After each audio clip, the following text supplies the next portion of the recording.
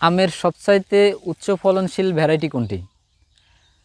আমার এখানে প্রায় ৪৫টা ভ্যারাইটির আম আছে। এর মধ্যে আমি সবচাইতে উচ্চ ফলনশীল, সবচাইতে কালারফুল এবং মিষ্টতা, সাইজ সব দিক থেকে যে আমটাকে পেয়েছি সেটা হলো এই আমটি।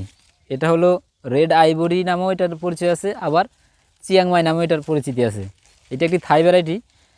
তো এই গাছের এক একটা ফলের ওজন হয় নর্মালি আপনার 500 গ্রাম থেকে 1200 প্লাস পর্যন্ত হয়ে থাকে, এবং এক একটা আম আপনার একেবারে আঁশবিহীন পাতলা আঠি।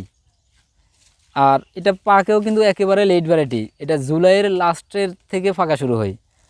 আর এক একটা আম সংগ্রহের পরেও কিন্তু 15-20 দিন এটা আপনার বাসায় রাখা যায় নর্মাল টেম্পারেচারে।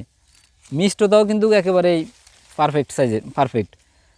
তো এছাড়াও আপনার এই গাছটা দেখুন, একটা মাত্র 2.5 বছরের গাছ, কি প্রচুর পরিমাণে ফুল। আমরা গত বছর এখান থেকে প্রায় 10 কেজি প্লাস ফল হারভেস্ট করেছি।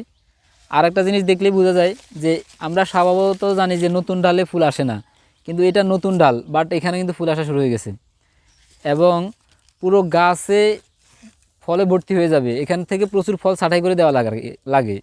অতএব কেউ যদি শখ করে আম চাষাবাদের চিন্তা ভাবনা করেন তাহলে অবশ্যই থাই এই ভ্যারাইটির যে কোনো একটি গাছ সংগ্রহ করবেন। ধন্যবাদ। মাল্টিক্রাফটিং বিডির সাথেই থাকুন। আসসালামু আলাইকুম।